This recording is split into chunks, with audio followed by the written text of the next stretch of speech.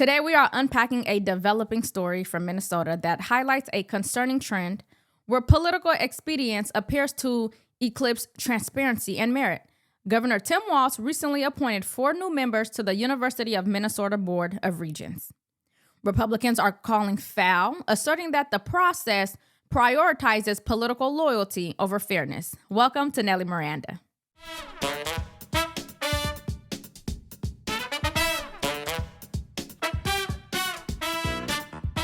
So here's what happened. On August 12th, 2025, Governor Walz named 4 individuals, Samuel Hines, Joel Bergstrom, Ellen Lugar, and Kosar Mohammed, to fill vacancies on the university's 12-member Board of Regents.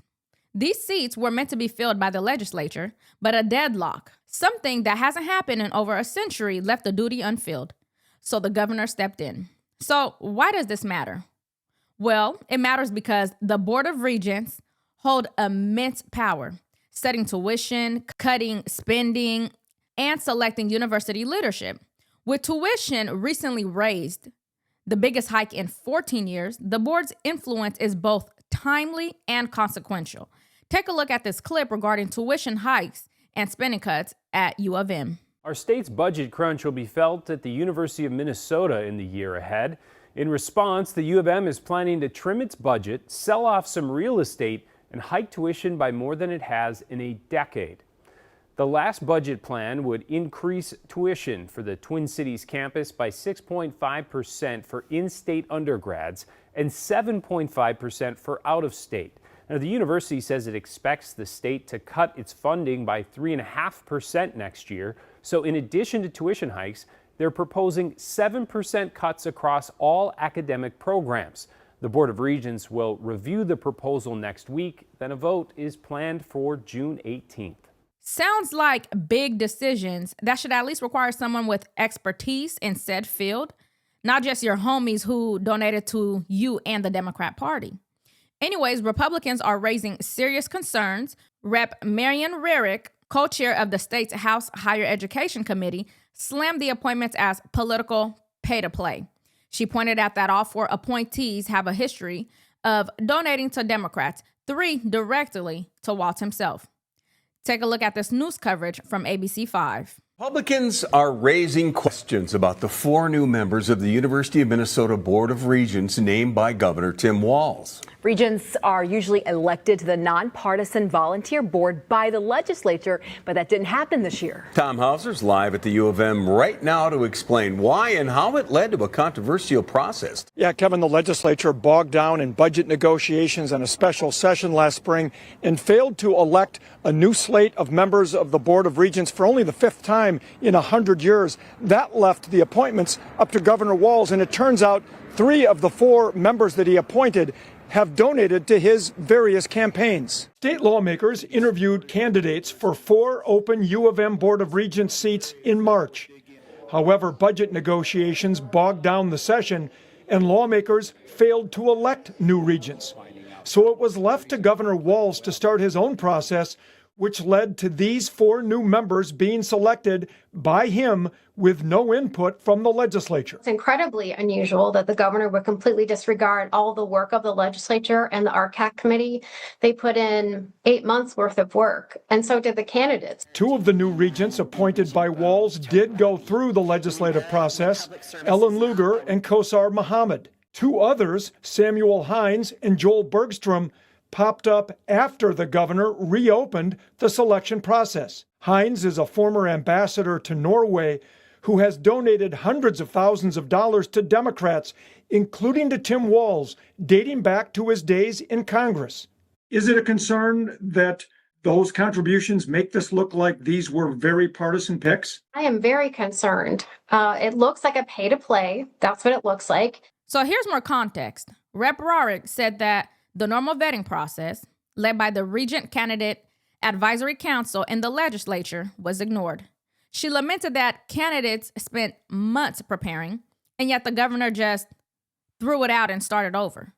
One potential candidate, Ann Sheldon, described her 20-minute reopening interview as a courtesy that didn't seem genuine. Sheldon, an alum and former Medtronic executive with no political donations, felt sidelined despite her qualifications. Watch. Statement announcing the picks, Walz said, quote, "They will bring a wide range of experiences and perspectives, united by a deep commitment to the university's mission."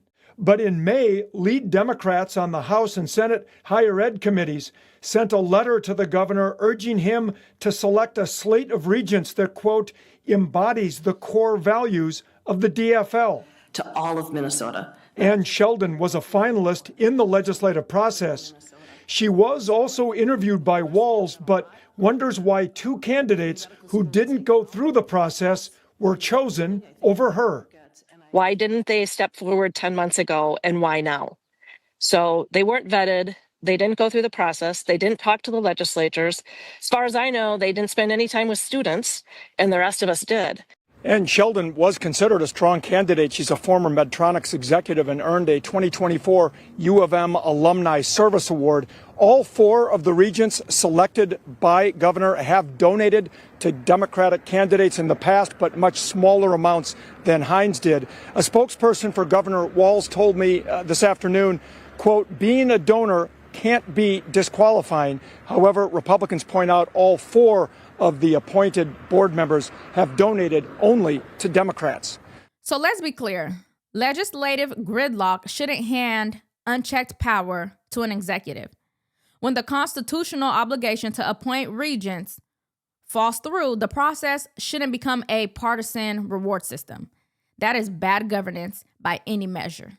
But what about the governor's defense? Walz argued that these new regents bring varied expertise and a strong commitment to the university's mission, and at least two, Lugar and Mohammed, were finalists in the bipartisan advisory process. But still, the optics are hard to ignore. When campaign donors emerge as beneficiaries of political vacancies, it feeds cynicism about public institutions. Take Samuel Hines. He has given over $600,000 to Democratic causes since 1989. Including tens of thousands to Governor Walz's campaign. Ellen Lugar also has a donation record tied to the governor. Senator Zach Duckworth added fuel to the fire, tweeting screenshots of these donations. He said, "Draw your own conclusions." Remember, this isn't just politics. It's a matter of fair process. If higher education governance turns into another playground for partisan politicking, trust erodes. And when trust erodes, taxpayer-backed institutions suffer.